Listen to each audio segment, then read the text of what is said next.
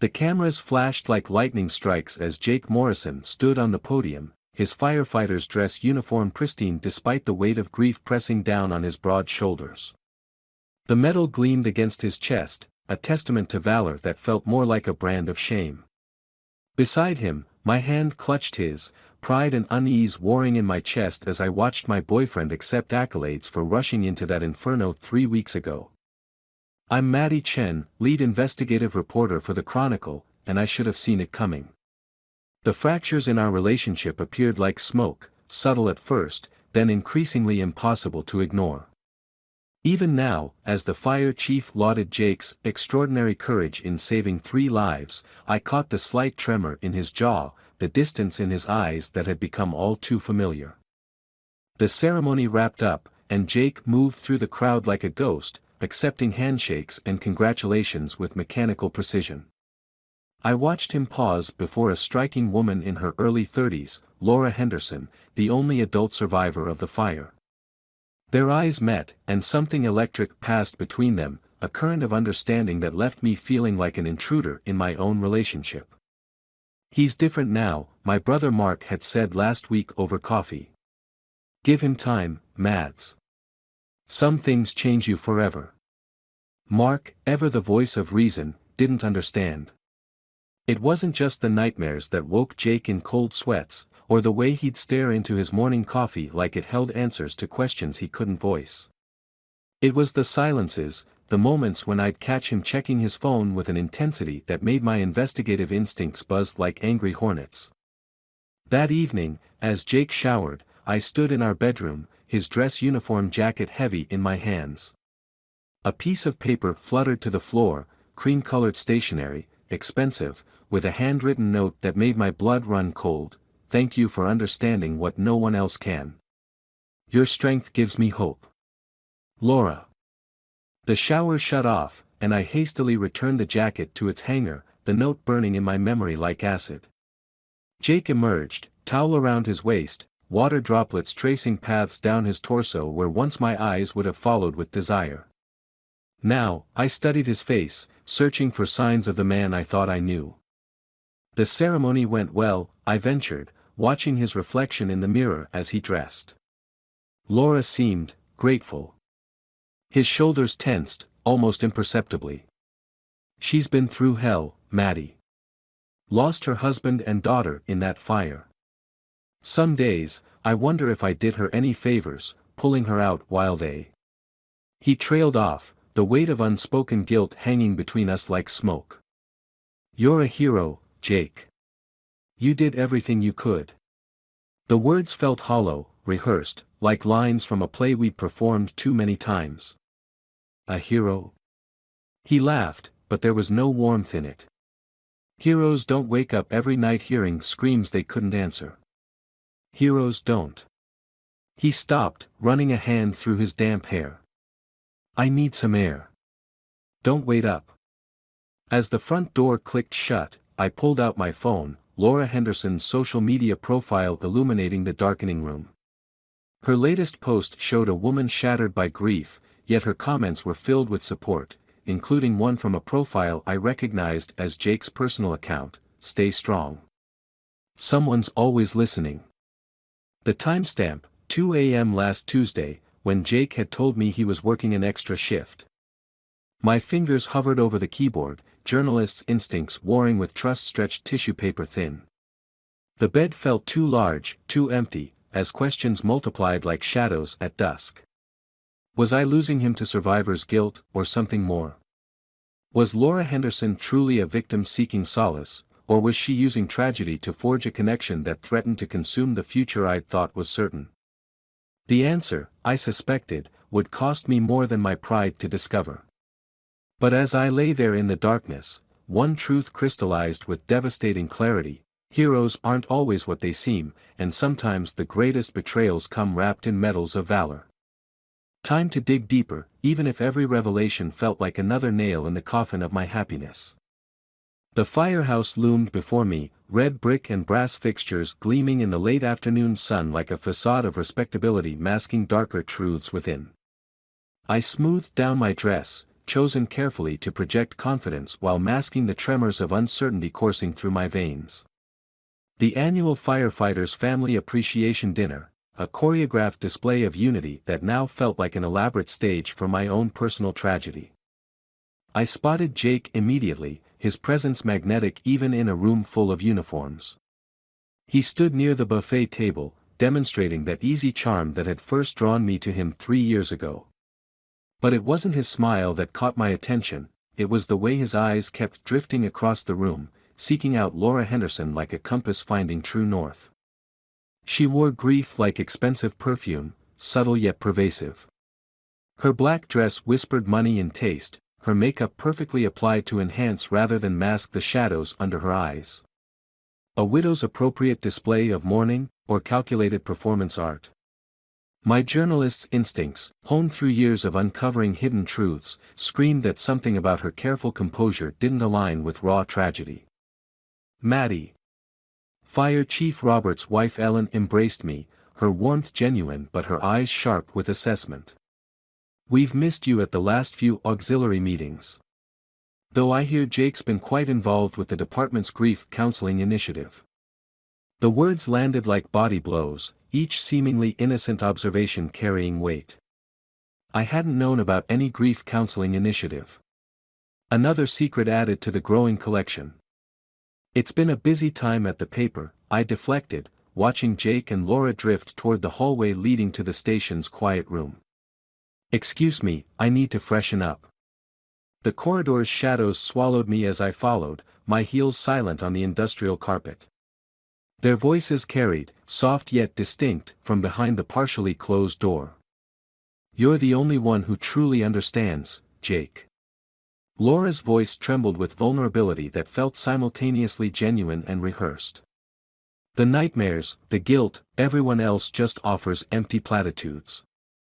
I see their faces every time I close my eyes. Jake's response was raw, stripped of the protective layers he'd built around himself since the fire. Your husband, reaching for your daughter. I was seconds too late. Seconds that cost everything. Not everything. The rustle of fabric suggested movement. I'm still here because of you. You gave me a reason to keep breathing when all I wanted was to follow them into the flames. You're the only thing anchoring me to this world. The silence that followed was deafening. I pressed closer to the door, my heart hammering against my ribs with such force I feared they would hear it. Laura. Jake's voice carried a warning, but not a rejection. It's complicated. Life is complicated. Death is simple.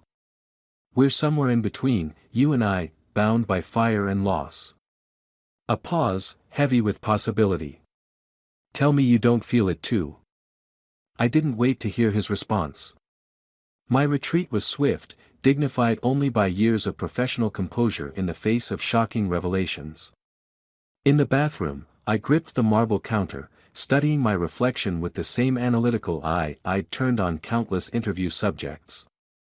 The woman in the mirror was a stranger, someone whose carefully constructed world was dissolving like smoke. But beneath the shock and pain, I recognized something else emerging, a cold, calculated fury that promised clarity of purpose. My phone buzzed, a text from my editor about an upcoming story on financial fraud. I stared at it, a plan crystallizing with journalist's precision. Laura Henderson's tragedy had made headlines, but what about her history? The insurance payout from her family's death would be substantial. The fire's cause had been ruled accidental, but I had contacts in the arson investigation unit who owed me favors. I returned to the main hall just as Jake and Laura emerged from the hallway.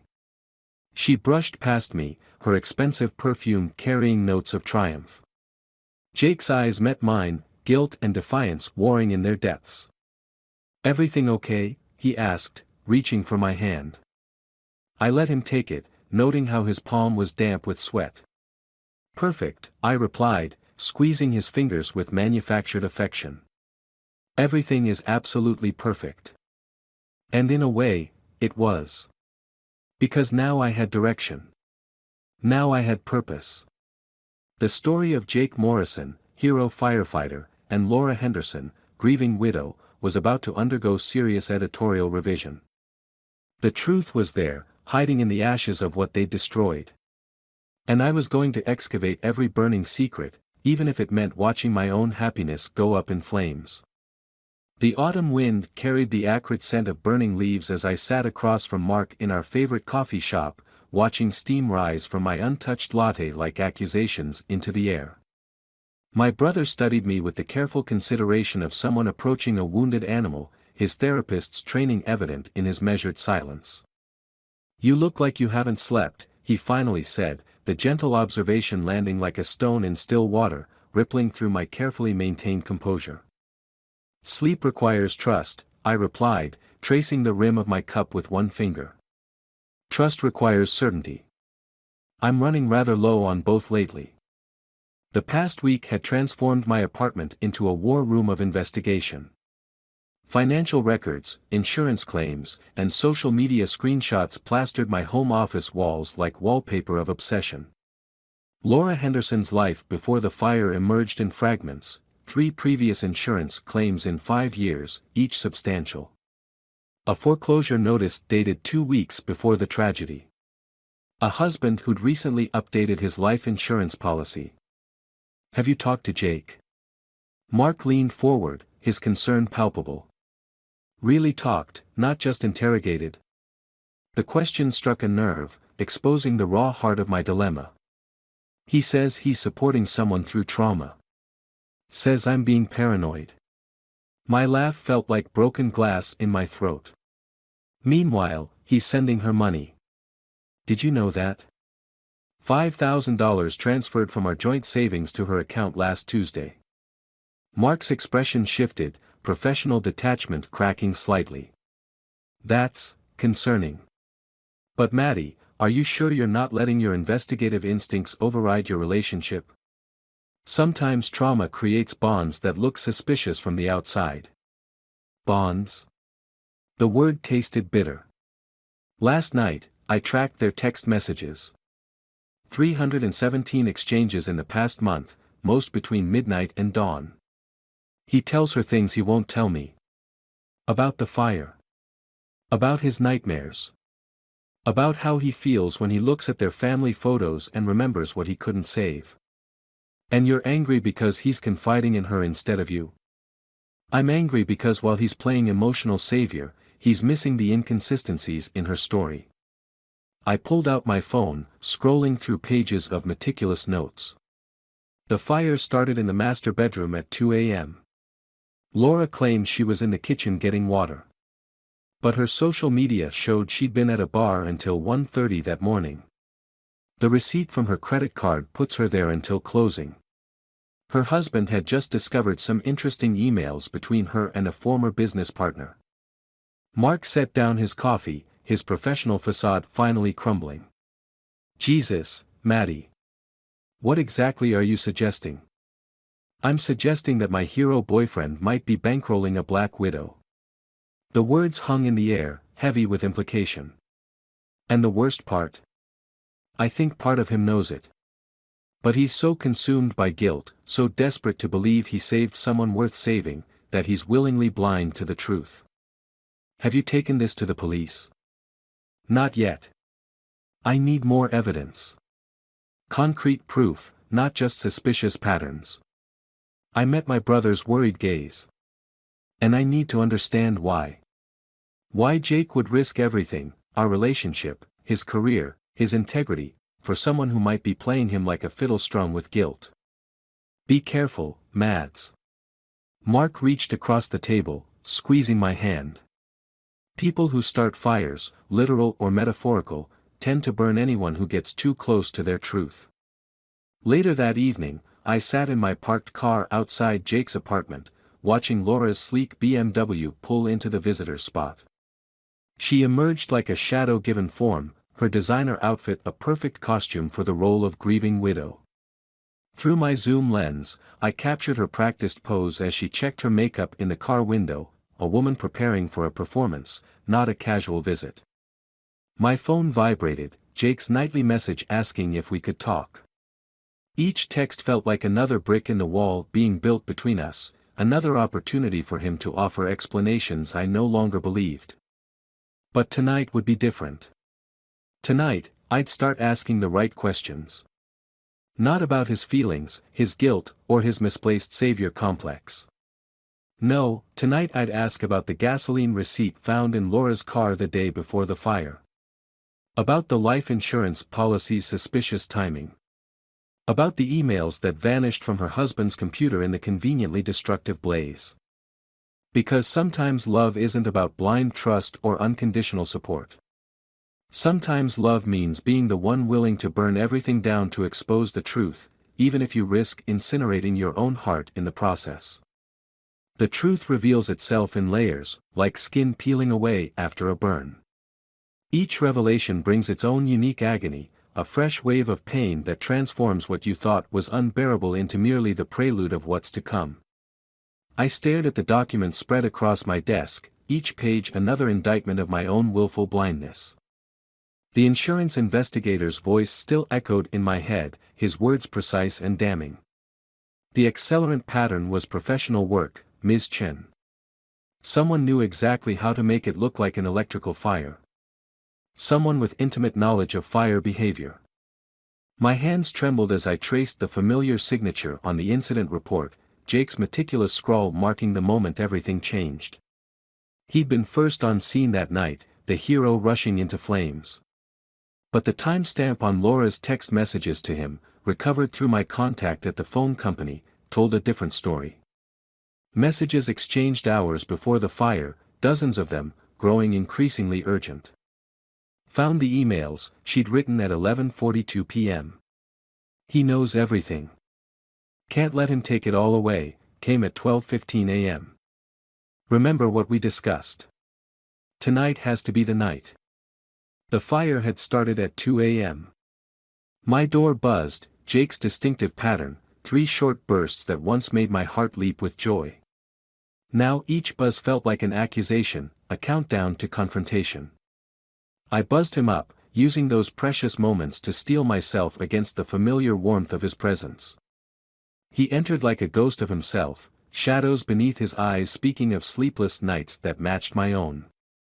The metal from the ceremony gleamed dully on his dress uniform, a mockery of heroism that turned my stomach. "You've been avoiding me," he said, his voice carrying that new edge of defensiveness I'd come to recognize. "We need to talk about this obsession with Laura. It's not healthy, Maddie." "No," I replied, my voice steady despite the tremor in my soul. "What's not healthy is transferring $5,000 to a woman whose husband had just discovered her embezzlement scheme. What's not healthy is exchanging texts about making sure tonight's the night, hours before a conveniently timed fire." The color drained from his face, leaving behind something harder, more dangerous than I'd ever seen.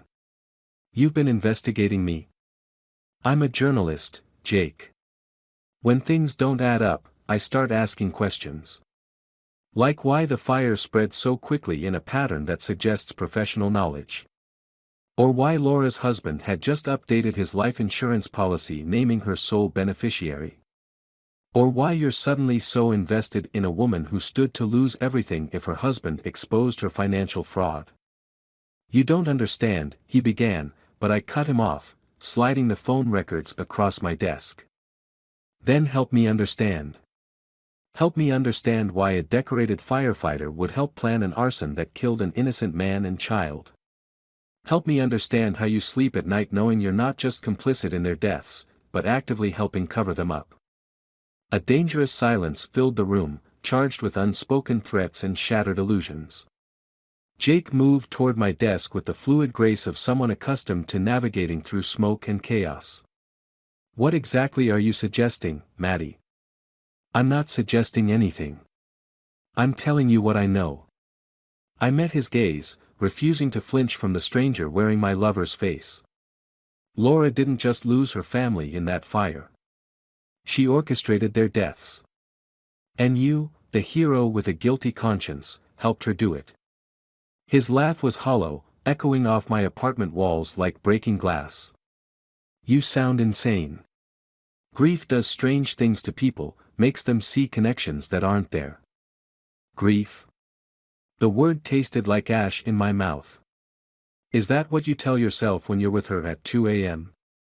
That you're helping her through grief while she spends her dead husband's insurance money? Something shifted in his eyes then, a curtain pulling back to reveal the truth he'd been hiding. Not guilt. Not denial. But calculation. Cold, precise calculation that chilled me to my core. The fire investigation is closed, Maddie. Ruled accidental. Any evidence you think you have is circumstantial at best. Who do you think they'll believe, a journalist with an obvious vendetta against her boyfriend's trauma patient, or a decorated firefighter who risked his life to save a victim? The pieces clicked into place with devastating clarity. This wasn't just about Laura, or guilt, or even money. This was about power, the intoxicating rush of playing both villain and hero, of orchestrating destruction while being lauded for salvation. They'll believe the evidence, I replied, reaching for the manila envelope that contained my insurance contact's findings. And the evidence tells a very different story about that night. Before I could grasp it, Jake's hand shot out, fingers wrapping around my wrist with bruising force. Some stories are better left untold, Maddie. Some truths are too dangerous to expose. In that moment, looking into the eyes of the man I'd once trusted with my heart, I realized the true nature of fire, not just as a force of destruction, but as a revelator, burning away pretense to expose the raw truth beneath. And the truth staring back at me now wore a hero's mask while concealing a monster's heart. Fear has a peculiar taste, metallic, like blood from a bitten tongue, mingling with the bitter residue of shattered illusions. Jake's grip on my wrist loosened, but the impression of his fingers remained, 5 points of pressure marking the moment when love transformed irreversibly into something darker, more dangerous. Let me tell you a story, I said, my voice steady despite the tremors coursing through my body. A story about a woman who thought she was investigating a black widow, only to discover she was living with a snake. The words carried the weight of every sleepless night, every documented betrayal, every piece of evidence I'd gathered like breadcrumbs leading to this moment of terrible clarity. Jake's expression shifted, the mask of righteous indignation giving way to something more calculating. Careful, Maddie. Some stories can get their tellers killed. The threat hung in the air between us, heavy with implication. But threats, like fire, require oxygen to survive, and I had no intention of feeding this particular flame. The original case file is already with my editor, I lied smoothly, watching his face for the telltale flicker of panic. Along with documentation of every financial transaction, every text message, every suspicious coincidence that preceded that night. He stepped back, professional mask slipping back into place with practiced ease. You're making dangerous accusations based on circumstantial evidence. Laura needed help after experiencing unimaginable trauma. I provided that help. Anything else is just your imagination running wild. Imagination. I moved to my laptop, fingers dancing across keys with deliberate precision. Like imagining how you knew exactly where to find Laura in the house that night. How you reached her so quickly while her husband and child remained trapped. How the fire spread in a pattern that only someone with extensive firefighting knowledge could have orchestrated. Security footage from the bar appeared on my screen, Laura, the grieving widow, meeting with Jake 2 days before the fire. Their body language intimate, conspiratorial. Not the first meeting of victim and savior, but the calculated planning of partners. I wonder, I continued, voice soft with deadly purpose, what the arson investigator would make of this footage. Or the insurance company's fraud division. Or the police department's internal affairs unit, once they review the irregularities in your incident report. The change in him was subtle but profound, a predator recognizing that its prey had grown unexpected teeth. What do you want? The question emerged like smoke, acrid with barely contained rage.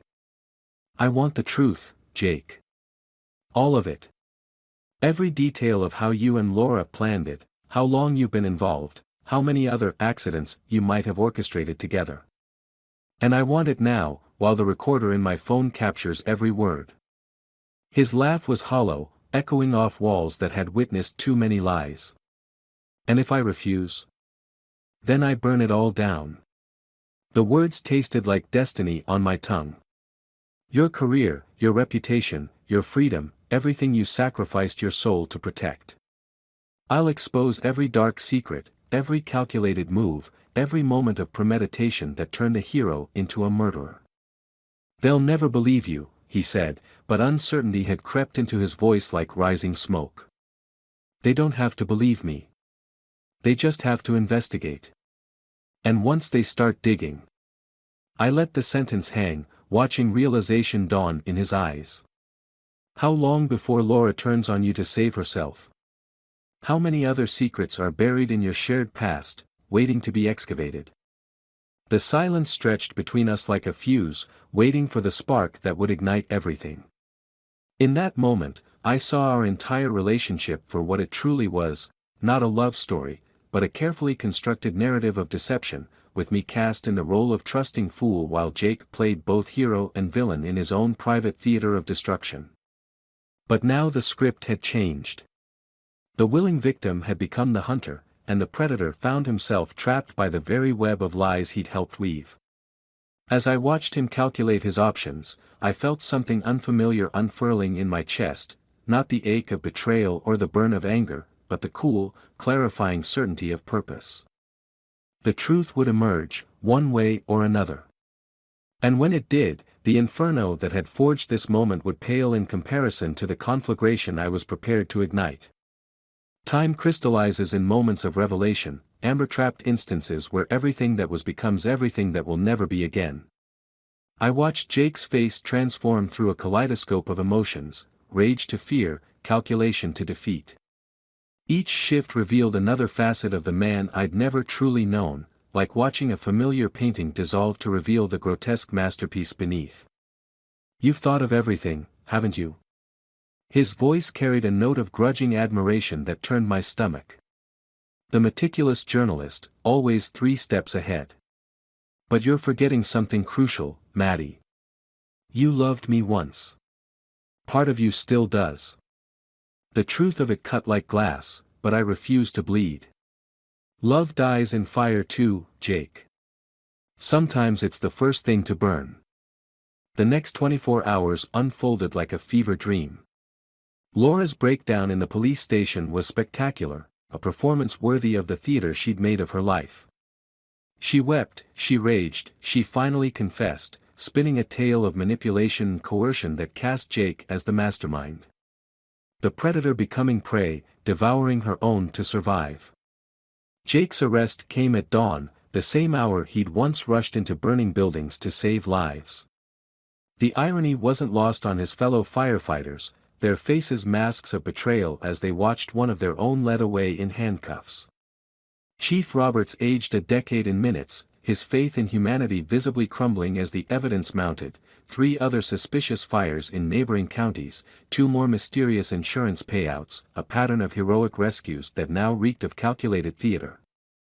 I should have seen it, he told me later, his office heavy with the weight of accumulated guilt. The signs were there, his fascination with fire behavior, his exceptional timing, always being first on scene. We thought we had a hero. Instead you had a man who learned how to burn things perfectly, I finished, my journalist's notepad remaining closed. Some stories deserve privacy in their unfolding.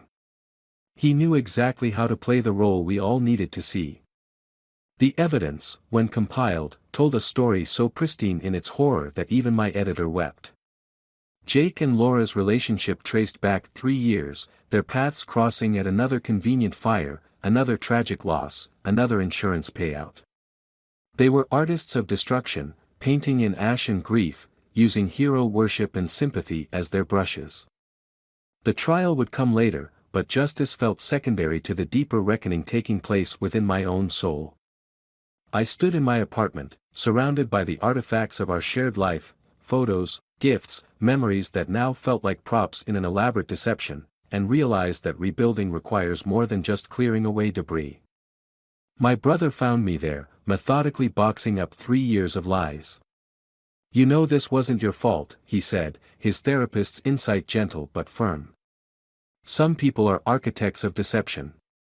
They build facades so perfect even they begin to believe in them."